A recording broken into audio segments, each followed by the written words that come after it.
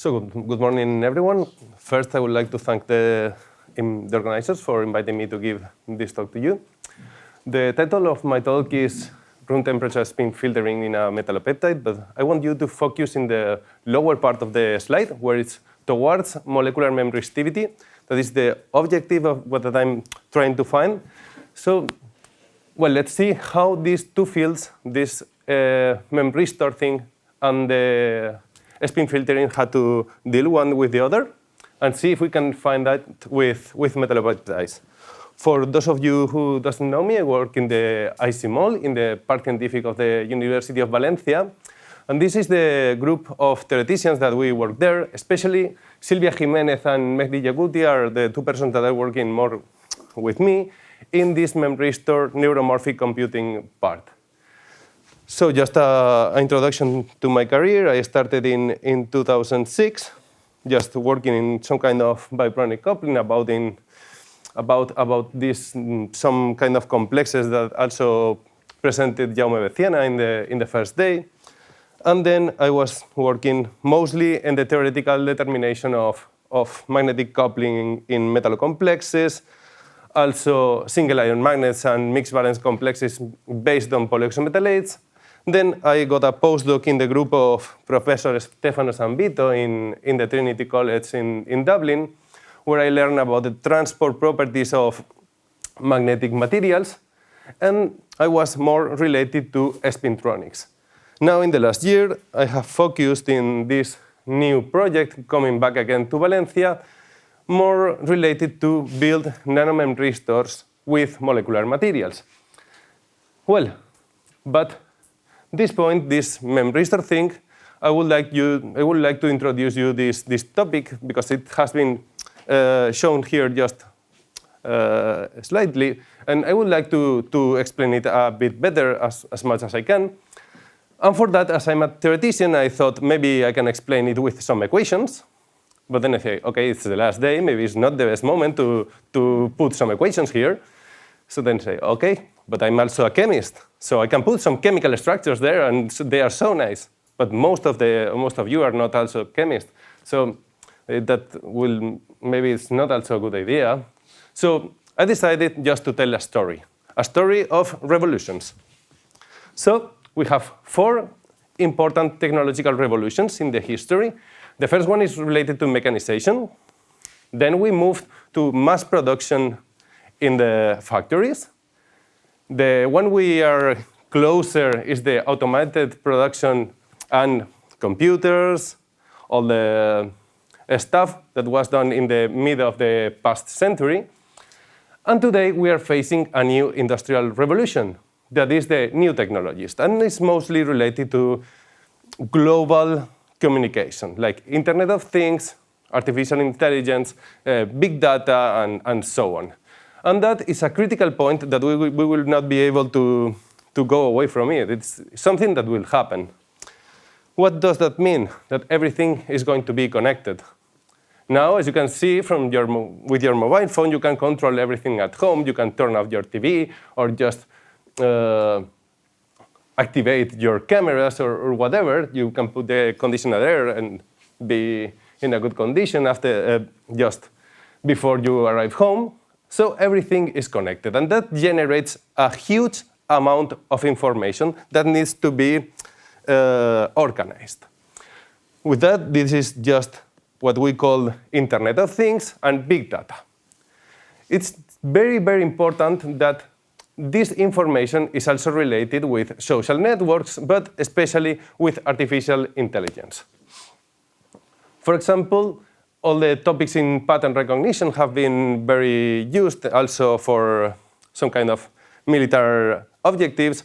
And so, okay, we can see that it can have some good ways to use it and some other not so good.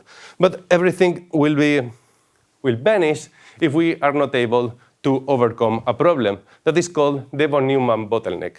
Von Neumann bottleneck means that in a typical computer, we have the separation between the computing part of the computer and the memory storage, where all the information is kept, and also where the instructions for computing are stored.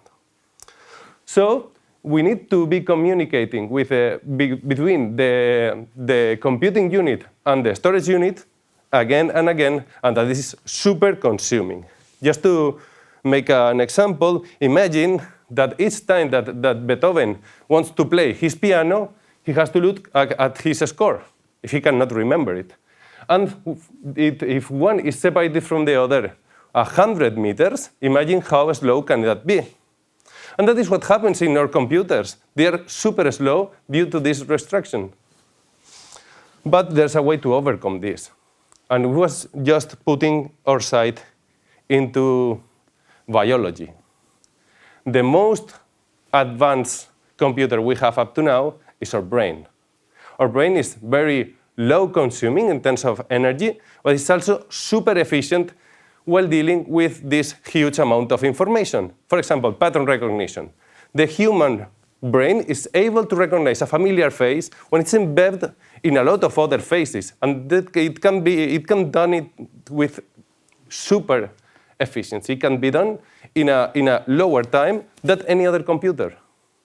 So we need to move into computing in the same way that our brains does. And how does our brain compute?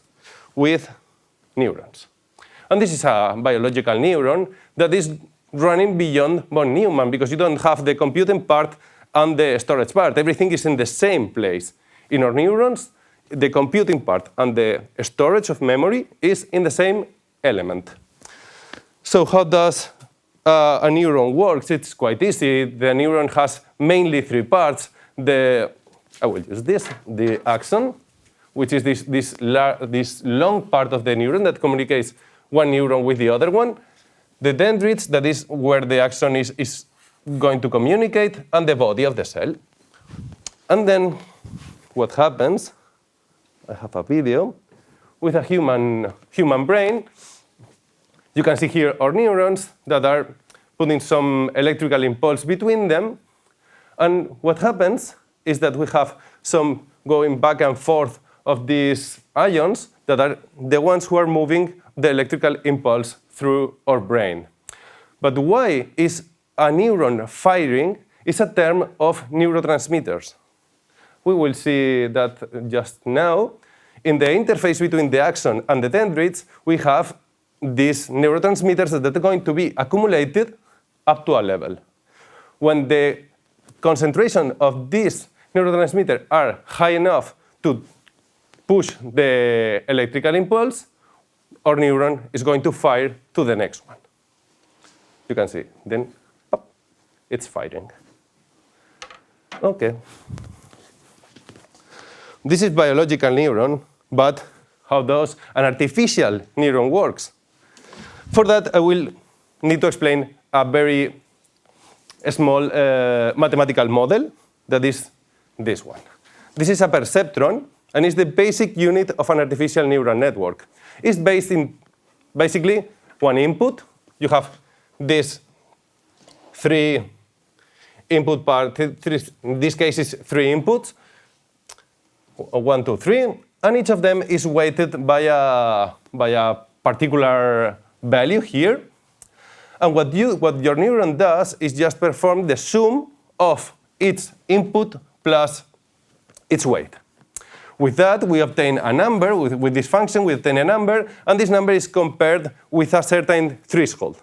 If the sum is higher than our threshold, the neuron is going to fire, and if not, it's going to stay. It's the same or something similar as we had with the previous case with biological neurons. This seems not so difficult, but then you can go to this. And it starts to be much more complicated. In fact, this is only performed in very big computers with software. Let's say we have a typical computer made of transistors with von Neumann bottleneck, and we make a program in which we have this kind of structures computed there. But we still have the von Neumann problem. So just because of that, the European Union has put some money into this. This was one of the three flagships in the European Union, and one of them are silicon brains, trying to make brains with artificial components. And this is going to be made in terms of hardware instead of programs. It's not the only money that has been put into this field, but also there are some ERC projects like this led by Abu Sebastian in Zurich, or these two from Damien Kerlioth and Julie Grolier in France, that are putting a lot of effort in constructing these artificial neurons with physical electronic materials. So how are they doing that? Using memristors. I put there molecular memristors because my interest is molecular materials, so I will try to do them with molecular memristors. What is a memristor? It's very easy. It's a variable resistance with memory. That means that we can have some kind of hysteretic behavior when you go back and forth in your IV curve. There are many mechanisms of memristivity. Most of them have been previously demonstrated in solid-state materials. For example, these two that are, this is just a vacancy displacement in titanium dioxide with some oxygen vacancies induced, and where you have some percolation in the device, and you find that the total intensity of current is a function of the applied voltage, but you can also have this kind of system where you have some disorder here in function of the Joule heating that you are producing with your voltage that are called phase change memory. This, for me, is one of the most important mechanisms that are based on magnetic tunnel junctions. So let's focus in this one. Just this something similar to a spin valve that I will go back to this in a few slides. These mechanisms can be just mimetized with molecular materials. So there's a place in this field of neuromorphic computing for our molecular materials. In fact, I have just put here some ideas in which I have made a correspondence between this mechanism of memristivity and some molecular materials that can be interesting to study. For example, this is ionic liquids, in which they are very long studied in inorganic light-emitting diodes, for example, and very used in light-emitting electrochemical cells. And there you can have a displacement of your ions to near the electrodes and favor the injection of the electrons into your junction, and then favor the current, and that is function of voltage. So you can tune your intensity with voltage. So these guys here can maybe act as a memristor. It's something similar to what happens with this. This is just an approximation. This is just a complex of iron in which you can have it reduced or oxidized, and the conductance of both states are also different. So if you can reduce your system with the voltage, you can have a two-level memristor. And maybe one of those can also behave as a spin crossover. So maybe it's interesting also to go in that way. And finally, those based on magnetic tunnel junctions, that was the one I showed you here in the last slide. We are going to reproduce it with this polypeptide that is the main focus of this talk. So why using molecular materials? Because these three topics that are well known here, I think everyone has said something about them. We can design, the chemist can design and functionalize our molecules at will. They have lower size and lower energy requirements, and they are quite processable in terms of using not so aggressive methods. So, well, this is the main actor of the talk. This is a chiral helix that is called the lanthanide binding tag. It's a polypeptide, which means that it's a polymer made of amino acids. And in this case, the name of this one is lanthanide binding tag. That is because it's able to coordinate very strongly a lanthanide ion here, and that is going to be of the greatest importance for our work.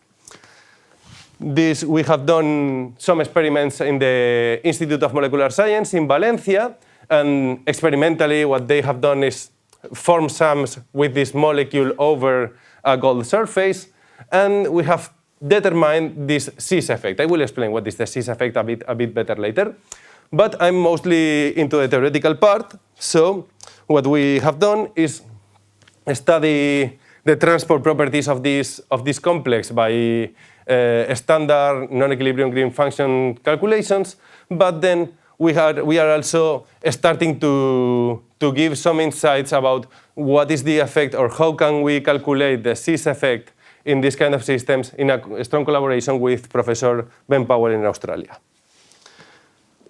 What is the cis effect then? Well, this is an effect that it was proposed by Professor Ron NEUMANN in Israel, and what it means is that depending on the helicity of your system, when you pass current through it, it gets spin polarized.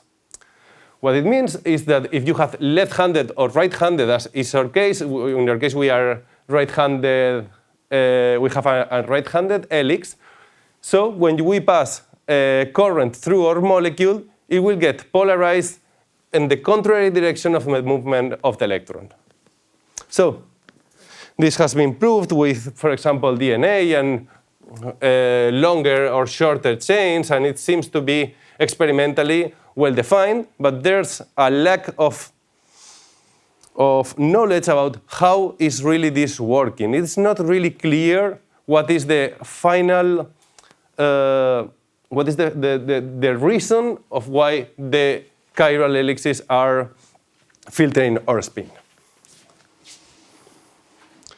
So in our proposal, we will have something a bit different. We have substituted this this N-terminal part of our polypeptide by a cysteine, so we can attach it to gold. And the most important part is that we have here this lanthanide that can be also magnetic. So what would happen if we consider the helix of the polypeptide as the hard magnet and the spin on the lanthanoid as the soft magnet? That would be something similar to a spin valve. So are we able to obtain magnetoresistance in this kind of systems? That was our main question. So for that, we prepare self-assembled monolayers of this molecule. As you can see here, well, maybe you can ask me something about the experimental part, but I have not done it personally. But as you can see here, the roughness of the surface is quite low, so it seems to be very well organized. It seems to be just gold, but it's not just gold. The LBTC is there, and we have checked it with contact angle measurements and also XPS with angle result XPS. And we have done some models about what is the coverage, how many molecules can you put in a certain area, and then compare it with a quartz balance measurement. So we are quite sure that we have a monolayer of these complexes on the surface. For the cis measurements, we have done the standard procedure that was quite typical for the group of Israel. What you have here is just putting a ferromagnetic metal, which you can polarize with an external magnet, and in the top of it, you can put a very thin layer of gold that do not depolarizes or spin current, and then we put the molecules. In the solution, you have a redox active material, so we can see that the waves of reduction and oxidation will depend on the spin on the injected current, because if we pass current in the same orientation that our polypeptide likes, we will have high reduction peak, and if we inject in the contrary, we will obtain lower reduction peaks. If you don't put any molecule like this, you don't see any difference. So we are seeing some kind of effect due to the molecule, and in this case, we approximated it that it's about a 5% of spin filtering. What happens here is that the surface of the connection is very big, it's very large, so we can have some leakage and some parts of the self-assembly monolayer that is not super well formed. So we need a more local way of proving, and that's we choose to use this eutectic gallium-indium technique. This is just a standard non-magnetic characterization, but I will move into this one, that is the one in which we have an external magnet polarizing the nickel, and we have tried with two very well-known examples, C18 and ALA8. This is also a polypeptide, a chiral polypeptide. And what we see here is that if you have no helicity, you see no spin polarization, there is no difference between the spin of the nickel, the injected spins pointing up or pointing down. But if you start with chiral molecules, you start to see a difference between both. Then, using our molecules, you can put there a magnetic or a diamagnetic ion coordinated by your LBT, and in this case, it is yttrium that is non-magnetic, and in this case, it's terbium that it is magnetic. The main difference is that when these are room temperature measurements, so you expect not a big difference between yttrium and terbium, because you expect the magnetic levels to be equally populated. But in fact, what we observe is that we are going from around, this is just the mean, but it's from around 60% to 70%. Why? Well, because we expect to have some effective interaction between the spin of the current and the lanthanoid that is getting coordinated. And for that, we have performed some theoretical calculations, mainly based on non-equilibrium green functions. That's what we did. We put two gold surfaces and our molecules between that. And we go to a place, the one which is near the Fermi level, and check how do our transport canal do look like. And in this case, it was something going through the peptidic bonds, so it follows the helicity of the system, and it makes also some kind of participation of the lanthanoid ion.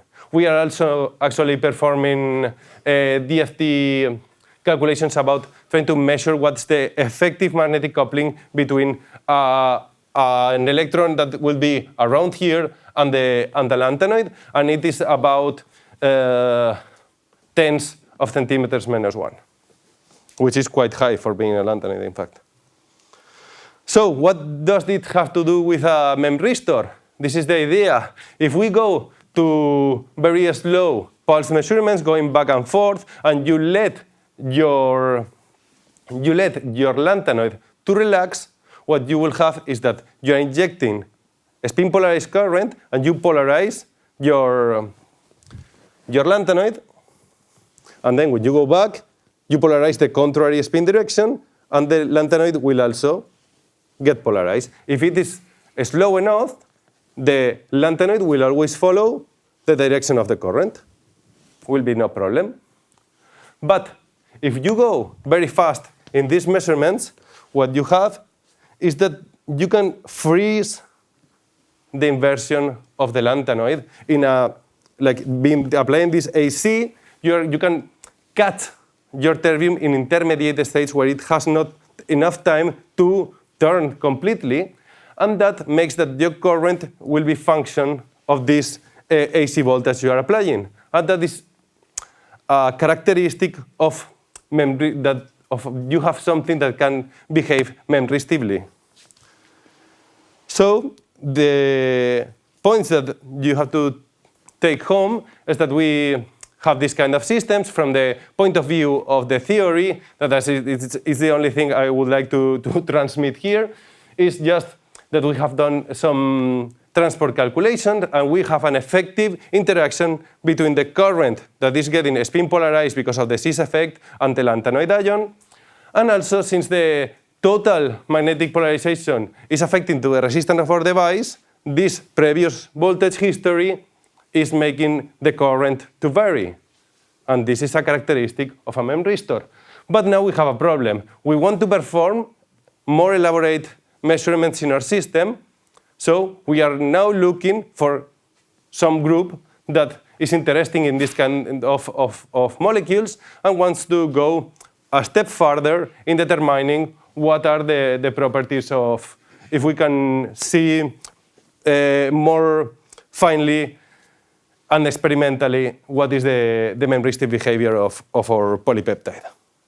So just finally, I would like to acknowledge all my group in Valencia, the people which is working with me there, and also like to thank you for your kind attention.